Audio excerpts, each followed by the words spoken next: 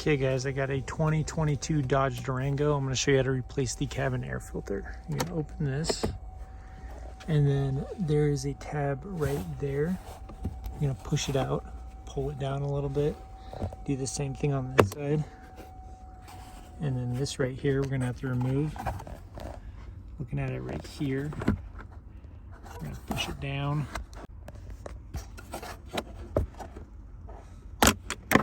Pop it out. So that'll remove the whole door, glove box, and then right here, that's the cover to the cabin air filter. You're just gonna pull this in.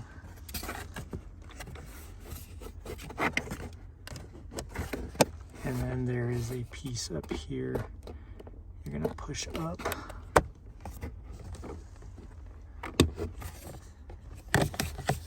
And then remove this.